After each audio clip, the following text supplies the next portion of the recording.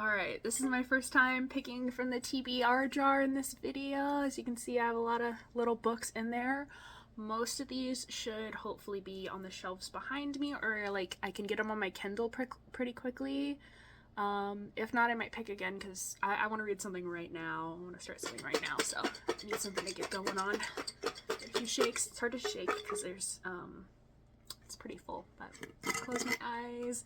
I'm gonna dig down in there a little bit and I'm gonna grab one. Alright, what is it? Oh, alright, it's Dry Water by Eric Nyland, I believe. I got this at a used bookstore a little bit ago because I was getting another Eric Nyland book. He wrote one of the Halo books for the video game series of Halo, and I've never played a Halo game in my life, but I read some of the books. I liked his Halo book, so I just kind of saw this one while I was there as well, and I thought it sounded interesting, so I'm gonna read Dry Water. Alright, so I am about 50 pages into this now, Dry Water. I'm updating so early because I didn't say earlier what this book is about. So I thought I'd come in now and do my little synopsis now that I'm about 50 pages in. I'm enjoying it so far. Dry Water is about this writer, Larry. He kind of picks up and leaves his normal life to go to this town called Dry Water. And that's I'm 50 pages into it, so he's there now. But the synopsis on the back of the book, he will find some magical water, apparently. He's also a psychic, which I forgot to say. He can like see the future, mainly. So far it seems like when other people will die is kind of what he sees. And there's also another witch in this area who she also wants the water for her own reasons. And there's also a necromancer. And he's kind of an adversary of this witch. And so there's some from Larry's perspective, and there's some from that necromancer's perspective, and some from that witch's perspective so far. So I think Larry's like our main guy, but I don't know how much more is going to be from their perspectives, but I thought that was interesting. What else? I thought it started really strong, like the first few pages. You're really you get in some action, and I thought it was good. So I'm excited to read more of this. It's about like 300 pages, so hopefully I can get it done in the next couple days, but I'll update when I am much further along in this. So I'm checking in now for Dry Water. I am about 237 pages into it. It's just over a 300 page book, so I'm nearing the end. I hadn't checked in before now, but I wanted to now give an update. Probably gonna finish reading right after this.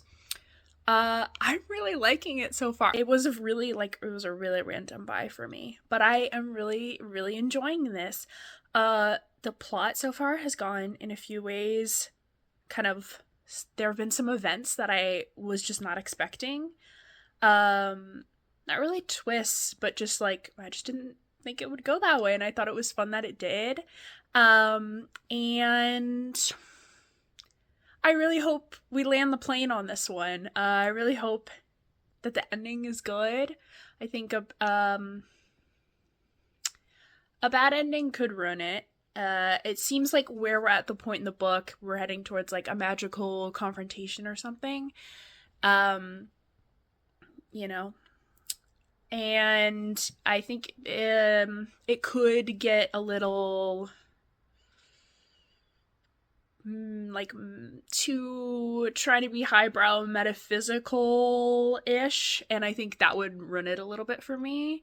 I would rather it stay a little bit more grounded and just be like a cool magic battle, honestly. I'd be fine with that, and then I think I would end up rating this pretty high. But yeah, so far so good. I'll go more into detail when I finish, and then kind of give my full thoughts, but I just wanted to update before I read these last 70-80 pages or something like that. Alright, I finished Dry Water last night, and I really enjoyed this book. I think he landed the plane. The ending to it was, I mean, I'm not going to spoil it, obviously, but it was good. It was fun. I think this book is fun fantasy without being, like, too silly. It's not goofy. The tone is not, like, funny. They're not making jokes really, like, at all, basically. So it's fun without being goofy. And I like that. It's, like, stuff is taken seriously, but you're still enjoying the events of this book. And I think the ending also built on that really well.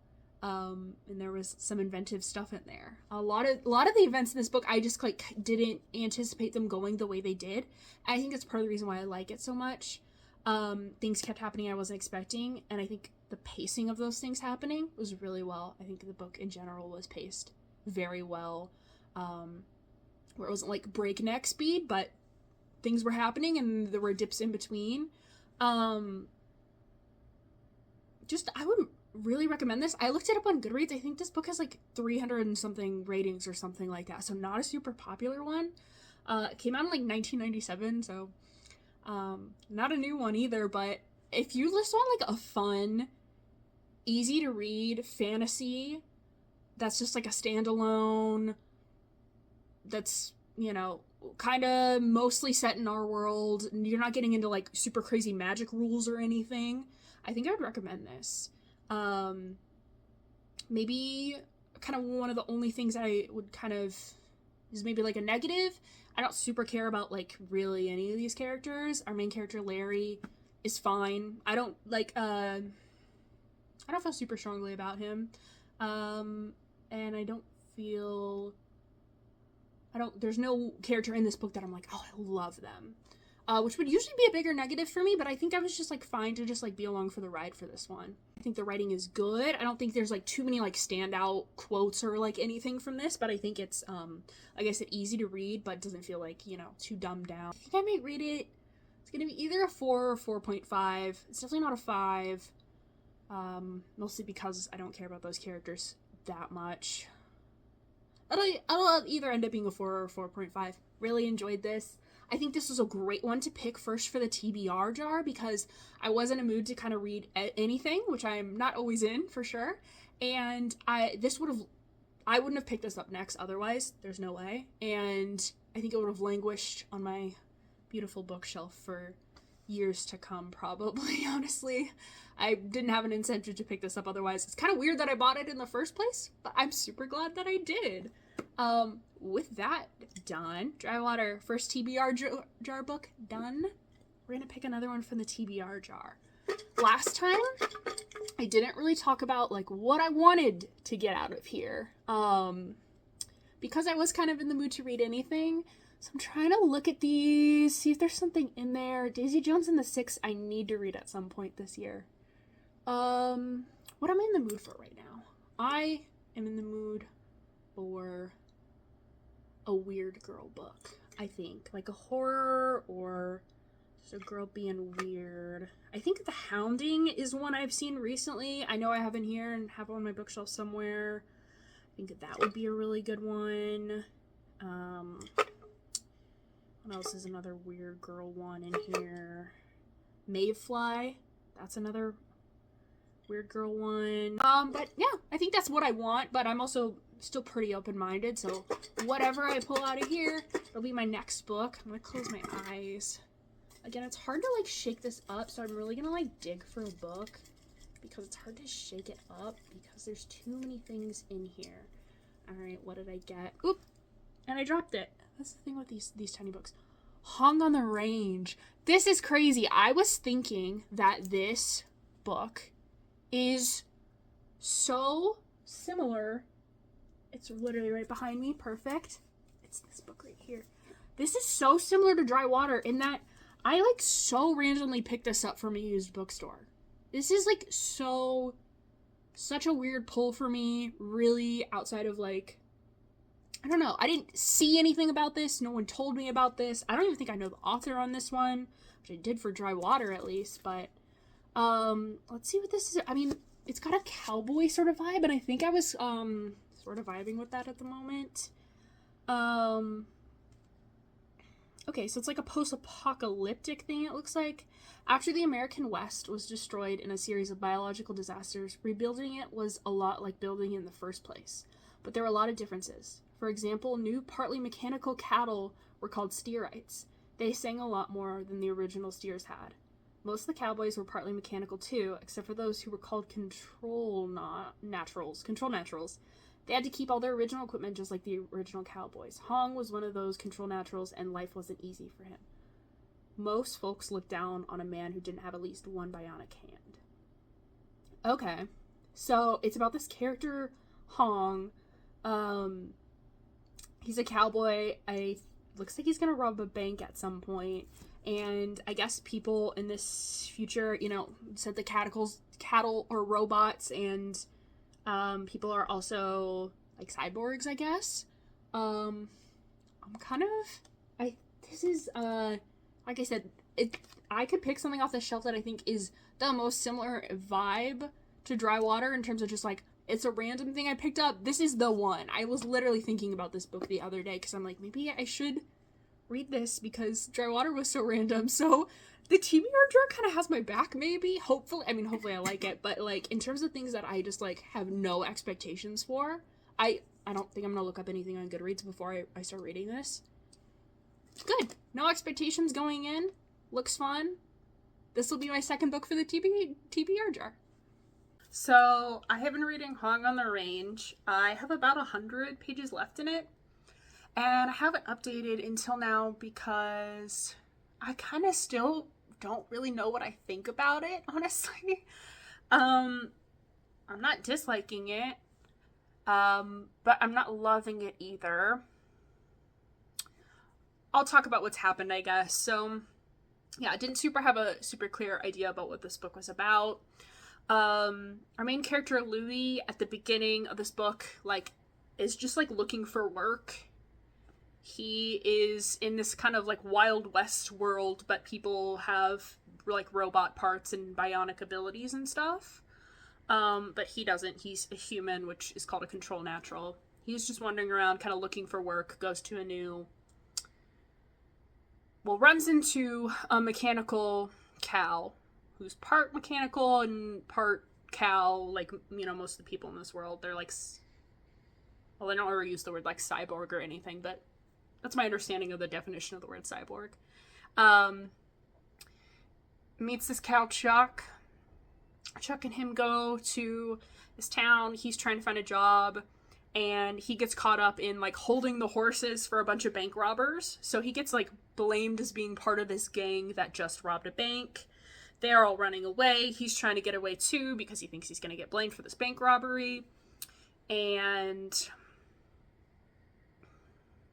from there, he's just kind of intersecting with people from this gang, and also some bounty hunters are chasing them, trying to get back the money that they stole from this bank. So it's a very Wild West story. It's a few other kind of cowboy ones I've read before where they're just kind of wandering around to different places, and as he's doing that, he's intersecting with these people. He'll see a few people from the gang in one place and interact with them there, and then go off on his own way, and then see some other people from the gang, and then go somewhere else, and then he sees the first people he saw from the gang again. A lot of the same people are popping up in different places a lot. They're all trying to get to this town called Washout, which is a haven for outlaws, I guess. And that's where they'll divvy up the loot from the bank robbery. Louis doesn't have any of the money from it. And he's kind of this really hapless character. He doesn't really want to be an outlaw. But he's also not a good guy. He's not, you don't understand his motivations much at all. There's a few times already where he makes a decision and I don't really understand why he made that decision. And maybe it'll have a sentence afterwards saying why he decided that. I find that less satisfying than seeing his thought process up to it. But also he doesn't seem to think much. He's not an introspective person at all. So it's just kind of going along with on the journey for it. Nothing like too crazy with the adventure, but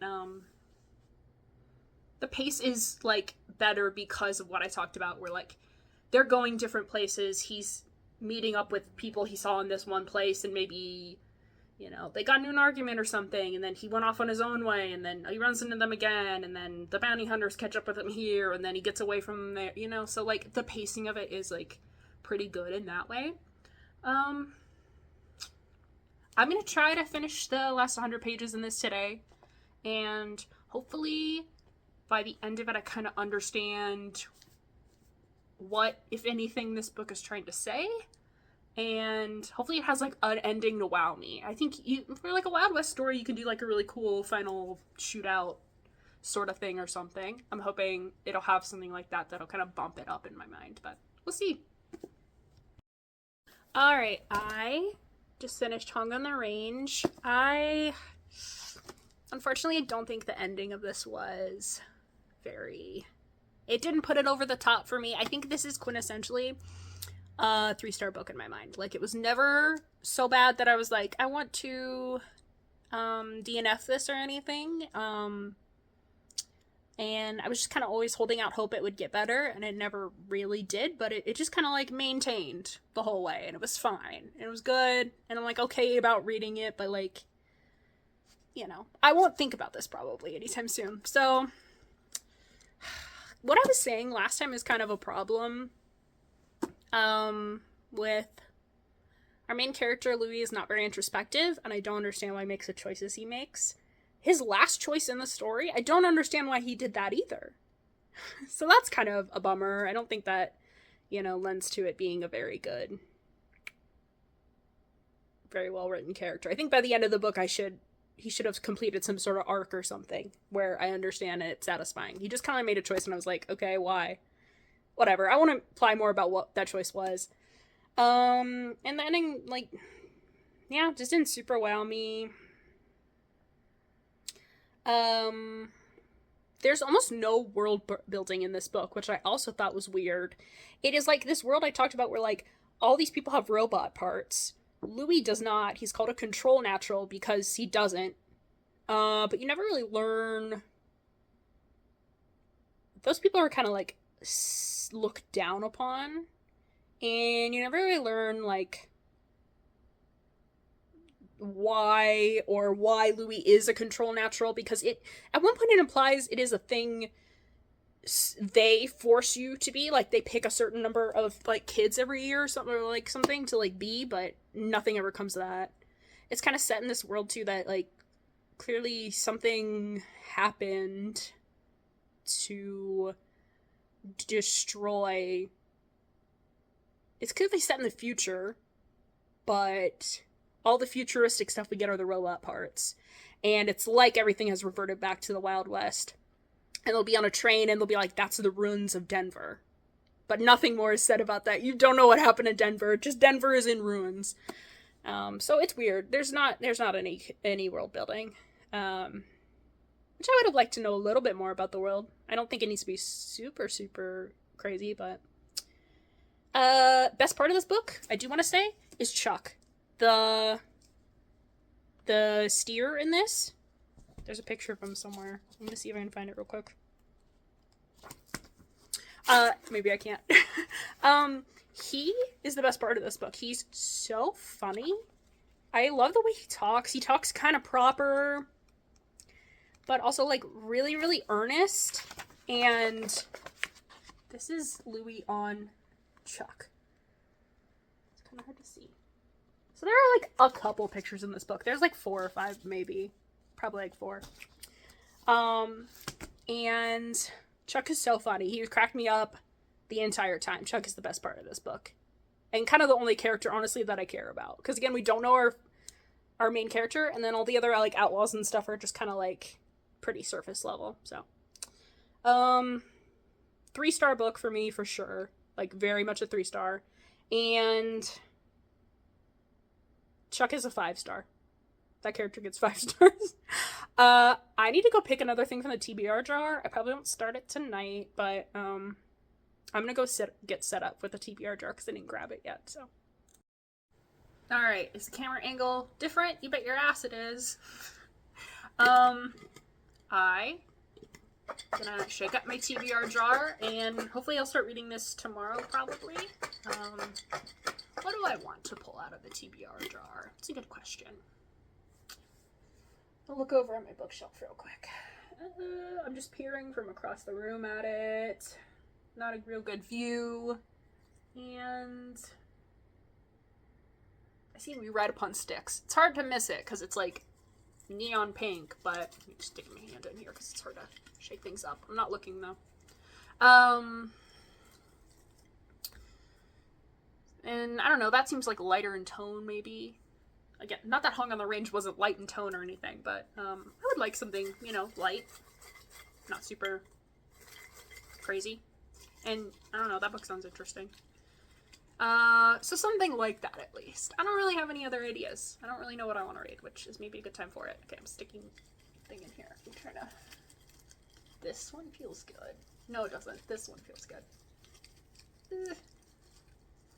Wait, I'm getting it. Okay. King of Scars. Oh, okay. This is King of Stars by Leigh Bardugo. I'm gonna have to tomorrow tell you what this is about. I don't remember. I got this from a little free library. I love Leigh Bardugo because of Six of Crows, and I have not read the rest of the Grishaverse, and I don't actually know if that is in this world? Oh no. I don't know. I love Six of Crows, though, and Crooked Kingdom. Those are some of my all-time favorites. Especially when it comes to, like, YA stuff. And I don't really read much YA, if at all, if any, anymore, so. King of Scars by Leigh Bardugo. Oh, that's gonna be my next read. Interesting. I think I feel good about this. Like a fantasy thing? Sure, okay. Alright, I'll let you know what it's about tomorrow. I'll read the synopsis of it. Okay, I'm back with the TBR jar again because I pulled King of Scars. I looked this up on Reddit. Sounds like you need to have read Shadow and Bone first. I read Six of Crows without reading Shadow and Bone, but I'm seeing you need to have read Shadow and Bone first. Maybe I should just read Shadow and Bone, but I don't own that book, so I'll try to read it sometime soon to make up, I guess, but we're picking something else from the TBR jar because I don't feel like I can read King of Scars right now, and the library might take too long on Shadow and Bone, probably, and I would like to read something tomorrow, so picking another one. Ooh, The Memory Police. Interesting. Okay, I don't think this is lighter in tone.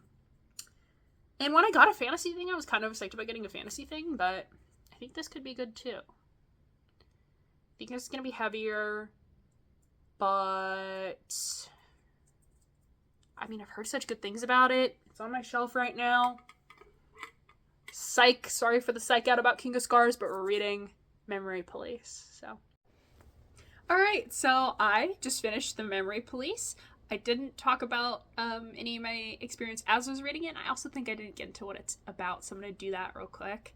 The Memory Police is about this island where people live and things disappear. So something that might disappear is like birds or what else disappears during this? Emeralds. Harmonicas, that sort of stuff disappear, which means like your memory is kind of wiped of them, and you also have to get rid of all of them. So like all of your emeralds you gotta get rid of. They like burn everything basically, because you're under threat from the Memory Police, who are there to enforce that. There are certain people when things disappear who still somehow remember them, and they are being hunted down constantly by the Memory Police. So our main character is somebody who, she's a novelist, and she finds out that her editor is one of those people who remembers things even after everyone else forgets the disappeared things. And so she comes up with a plan to hide him safely, so that he will not be taken away by the Memory Police. And that's mostly a plot. Nobody has names in this book. She doesn't have a name. there's somebody else she's close with that is referred to as the old man. Her editor, they just call R, like the letter R. And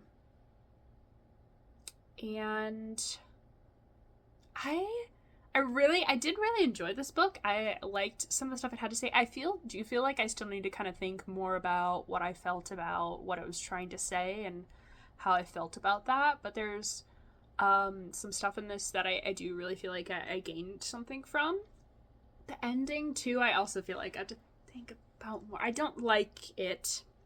It came up really quickly, and that's part of my problem with it. But also, like, if you're expecting this to be the kind of like a sci-fi sort of book where it's kind of like gets into like it digs into like what is happening here and why, it's not that kind of book. You're not like gonna get like concrete answers or anything, which I think sometimes is better, because if the answers were stupid, I would hate it, honestly. So like I'm fine with there being no answers rather than there being stupid answers. Because it's not about why this is happening or anything. Like, I mean, it's pretty clear, like, these are, like, you know, very clear metaphors for, you know, fascism in the real world.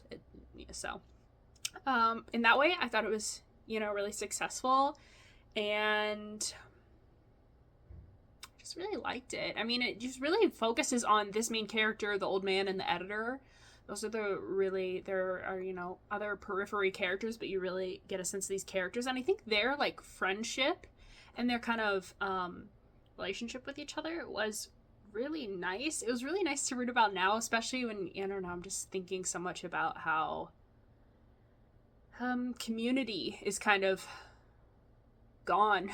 Like, it feels like it sometimes, even though I know that's not really the case, but does feel like we have less of a sense of community in general. But these people have found each other, and they really look out for each other, and obviously like go way out of their way for each other, and I like that.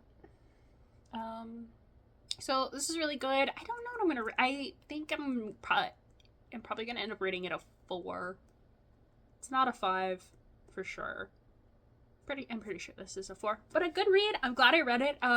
Again, I like wouldn't have read this unless the TBR jar picked it out for me. So I'm gonna pick out something from the TBR jar again. I haven't updated the TBR jar. I got a few more books recently. Haven't updated it with those, but we're gonna roll with what we got. So I'm gonna close my eyes because I feel like it seems like I'm cheating when I'm digging for something. Okay, this one. Let's see. Oh, that's so funny. I am really getting books that there's just like no way I would have read unless it came from the TBR jar right now. This is The Housekeepers by Alex Hay. So, let's see if I can grab it off the shelf real quick. Where is the letter H? There it is. Ugh. Okay, here it is. I got this book. I remember distinctly. I got this book in Chicago. I was with my friend in a bookstore trying to find something, and I like wasn't finding anything for some reason. And my friend just randomly grabbed this one for me, and I was like, maybe this one. I don't know. She's just throwing stuff out there. I think she was like, you need to get a book too, basically.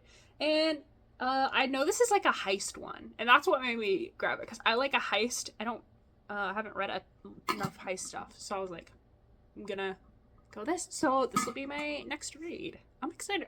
This is a good pick. I can finally tell her I read it, too. That'll be good. Okay. I come to you with bad news. The bad news is I don't want to read this.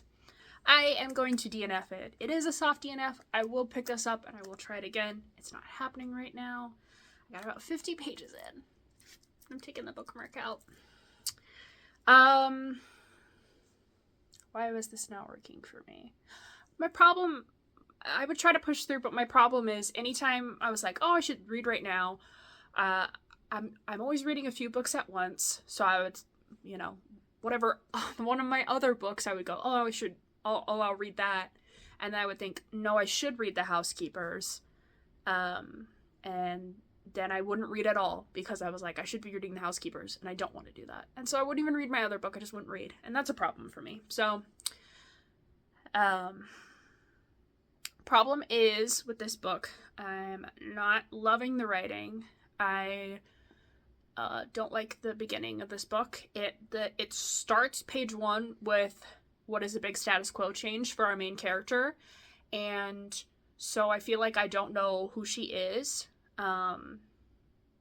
because we're like told immediately that she is able to act in ways she normally does not act.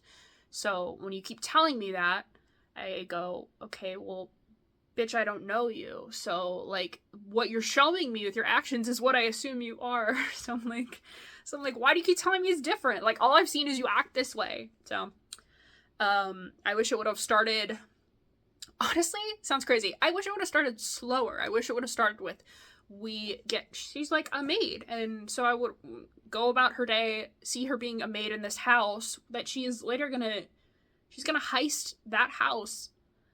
So I would want to see, like, a little bit of a relationship with the people of that house and something. Is this, like, a revenge thing? Is it not? I don't understand. I think you will come to understand it, but I wanted to get that more off the bat by, like, setting up her status quo more. And then it's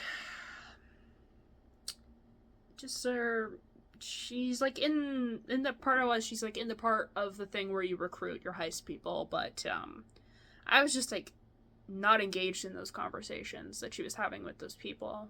There's a lot of, like, winking. I know you from this past thing. We're not filled in on it. We will be later, I'm assuming, but it's just, like, too much. But not, like, that interesting too much. It's just, like, too much. So, I am DNFing it. I'm allowing myself to DNF. So, I'm gonna pick for my trusty TBR jar. The point of the TBR jar is to start something. It's not necessarily to finish it. Starting it is the hardest part sometimes. So, let's see what I got. I have Halo the Thursday War. This is good. I just checked this book out from the library again, so this is good. And I was struggling to find the right time to start to read it with other stuff I have going on. So this is perfect. This is the perfect opportunity for me to start this book. This is this second book. Well, okay. So Halo has a bunch of books. This is the second book written by Karen Traviss. So there's like a trilogy there. There's a book, Ghost of Onyx, before it that's written by somebody else that gives like a lot of setup for the series. So I read the first one of the series by Karen Traviss, went back and read Ghost of Onyx, and then I haven't read the second book since. I don't know what it was that made me, I don't know, maybe I just need to refresh my memory of what happened in the first book, because I should have read Ghost of Onyx first, but I didn't realize that. But it was fine anyway. I enjoyed the first book of this a lot. Just gave a little bit extra context for some of these characters. And so I'm excited to read this. This is a good pick. Like I said, I have this out from the library right now, so I'm excited about this one. Alright, I am about 50 pages into the Thursday War right now, and I figured I'd tell you what it's even about, because I didn't do that when I drew it. First off, I want to say I've never played a Halo game in my entire life. I am not an Xbox girl, I am a PlayStation girl, so never played a Halo game ever. I started reading this because Brian David Gilbert put out a video a long time ago where he read the entire Halo series, and I watched a ton of his Polygon videos, but the Halo one for some reason was one I rewatched a lot. And this trilogy by Karen Traviss was one he talked highly about. He said he really actually liked it a lot. There was another trilogy by Greg Bear that he described as Dune level science fiction, and that turned me off from that. When somebody tries to recommend Dune to me, or like something Dune-like, I'm like, so you hate me, so you want me to suffer, so you wish ill on me. So I was like, I'm not picking that one, but this one was not described in that way, and it's not, I don't think of it like that. But I think it is good. It's pretty divisive, I've learned, in the Halo fandom, but I also think some Halo fans are, I don't know how to put it nicely. I think it's crazy, some of the opinions they have about the morality of this world. So I'll get into it. Okay.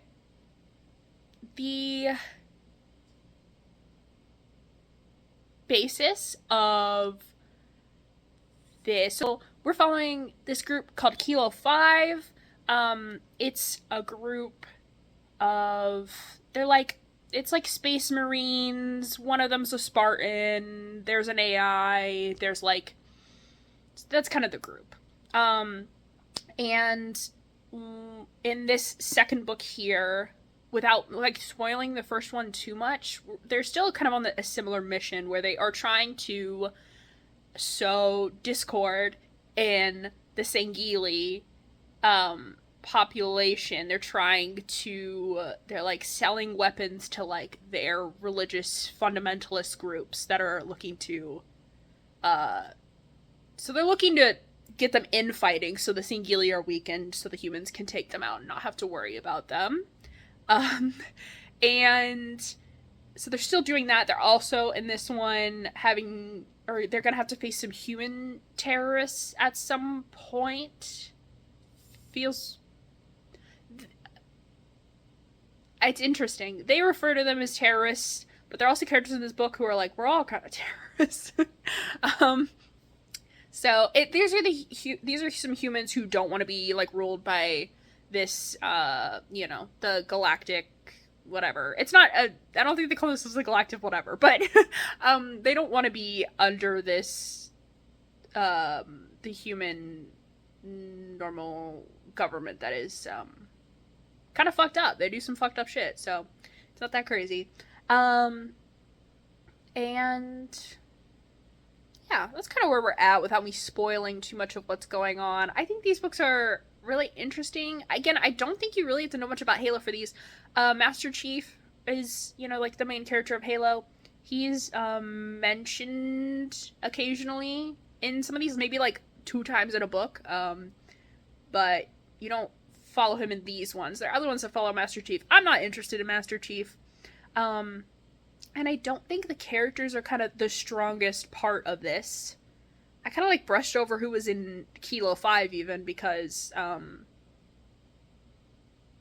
they're interesting, but they're just interesting in moments. Like I said, like earlier, one of them is basically thinking like we're all kind of terrorists, So the interest in these Karen Travis books is kind of these individuals kind of grappling with the morality and the of what they have to do as soldiers, or the morality of what's been done to them. And I think that's kind of the most interesting part. You don't know the whole backstory of these characters. A lot of these characters don't even have a whole backstory. They didn't like grow up in a normal childhood. They like were kidnapped as children and raised to be super soldiers. So they don't like have a rich inner world other than thinking about fighting and being a soldier. They don't have much else going on. So, but it's still interesting. I'm excited to keep reading this. I really enjoyed the first 50 pages so far. It felt really easy to, like I said, I reread the plot summaries for Ghosts of Onyx and Glasslands, so that helped, but it felt pretty easy to like jump back into the world. So I'm really excited for this. I'm enjoying it. I am like 260 pages into Halo the Thursday War so far, so a little over halfway. I am enjoying this so much. I was so upset yesterday when I had to like work a little bit late and like had to do a million things and I couldn't just sit and read my book. I think that a lot of the like things that come up in here about morality is so interesting. Or even just how these like different people and aliens think about the situations that they're in is so interesting. We bounce around from perspectives a lot, and I love all of them. I think in books where you do that a lot, it can really easily get overwhelming, like it's too much. Like I know some people say that about like Lucy Foley books. Like I read The Midnight Feast recently, and I feel like that took a little bit of while to like get used to jumping around to so many people. This to me does not. all of them are great. Every time we jump to one, I'm like excited to be in that one, and then I don't feel cheated when we jump to the next one ever, even if we're like, we're in the middle of something, basically. I just think they flow together all so nicely. It's paced so well because of that. A lot of the most interesting like differences in perspectives between the aliens and the humans, I think, is done really well, because you really get a sense that they have such different cultural backgrounds, that they're so different that things that occur to humans would never occur to a Sangheili to do. So there are parts where like Sangheili are being questioned in this book, where they're trying to figure out what humans want from them or what they're trying to get out of them. And you can see that they're not stupid, because they know there's something and they're trying to pick up on it, but it would never occur to them to go up to do what the humans are doing, or to go about it the way the humans are. So they're like doing the best they can with what information they have, but their like own prejudices too about humans being stupid kind of blind them to some things too. But it also, like, again, like I said, it would never occur to them to go about doing it that way. And I think humans are the same too. They think, Sangheili are, they think they're stupid, or they're arrogant, or all of their own arrogance is what kind of gets in their way a lot of the time. But it's just so interesting. It's so good to read. Just a great like space opera thing. Everything is just hitting so well. What else can I say? I guess that's it.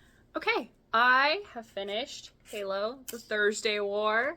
I really, really enjoyed this, which I think you could tell from last time I talked about it. I mean, I was a little bit over halfway at that point, I think, was the last time I updated. I really, really liked this book. I think there was a little bit after that point where it wasn't as great. I wasn't feeling as effusively about it, just because this does feel very much like the second book in a trilogy, especially towards the latter half. We're kind of pivoting from... There's like a couple different conflicts that Kilo 5, the team in this, has to deal with. But the first part of the book, we start where we're in the city where I talked about the human terrorists. We're in the city where like that kind of is going on. But then pretty quickly at the beginning of the book, we get out of that and we're going to... They're dealing more directly with... what I talked about with the Sangheili aliens. They're selling arms to them and like trying to get this them to infight so that they kind of like take out each other and in order to like protect humanity, is kind of the thought process. So we're in that for the bulk of the book, from their perspective, and from... like I said before, we're also getting other perspectives, including some Sangheili ones during that, but the main focus is what's happening there for Kilo 5. But then, towards the end of this book, what they're doing directly there kind of wraps up. Not that all of this is done, but like their direct mission there is done in a way where they now have time to go back to what they were doing with the human terrorists. And so that's a shift. But not much happens with that before the end of this book. It's just like we're just going back to that conflict. And I am trying to be vague about what happens in terms of, how these things wrap up and stuff. You could read the back of the book and know that there's multiple things going on. So I don't think I'm spoiling anything to say that, at some points they're dealing with aliens and at some points they're dealing with humans. And then, it's just, it doesn't have like an end, obviously. And we're setting up stuff for the next book is the point I am making. And because of that, just not as sucked into that yet. I know I will be, and I am excited for the next one, but this is part of the reason why I tend to like standalones more than sequels, or again, this feels very much like the second book in a trilogy, which is necessary, you know? Sometimes that makes it kind of a worse experience as a book, but as a series as a whole, when I reflect on it, I don't think I would take points away for that. These are necessary and good things that the book is doing. It just it's a second book in a series. So, long way of saying I love this. I was thinking this honestly could be 5 stars because I was having such a blast reading this. So excited for it. I am so glad I have I have Mortal Dictata right here. So I am just going to move right into reading that. I'm not going to give myself a bunch of downtime. Like I did. I mean, it was over a year ago I read the first book of this. So I'm just going to go right into reading Mortal Dictata. I'm going to put that aside so I remember to do that.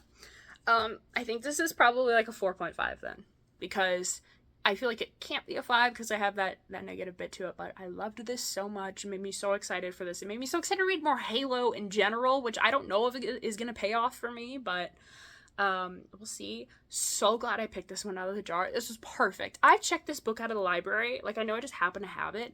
I've checked this book out of the library so many times and just not read it just because other things were coming up. And again, I procrastinate on sequels. So just like wasn't reading it. Reading out the TBR jar was the perfect thing to push me over to this. And then, yeah, like I said, I'm just rolling into the next one.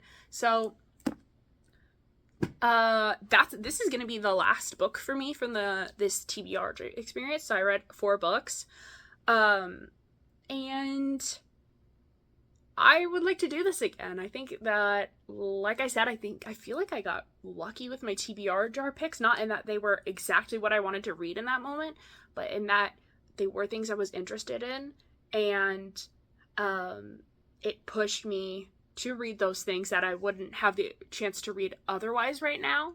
Like, just were not, like, high enough on my priority list where it would have happened, but weren't, like, so low. Like, there are books I could have gotten on my shelf that I would have been so disappointed about. Like, I bought them for a reason. They were something I was interested in at the time, but, like, right now would have been bummed to choose them, and I don't feel like I got any of those, honestly. I feel like this worked out very well for me. So let me know if you've read any of these books. I know a couple of them were, like, pretty kind of obscure. Let me know if this made you interested in any of those. If you have any suggestions for things you think I might like based on anything I said in this video. Have you done this kind of thing before? Do you, like, spin a wheel? Do you have a board game you play? Do you just pick out of a hat? I know some people, like, wrap their own books for themselves and stuff. Do you do any of that kind of stuff? How's that worked out for you? Let me know. But that's gonna be it for me. I hope you enjoyed. And I'll see you next time.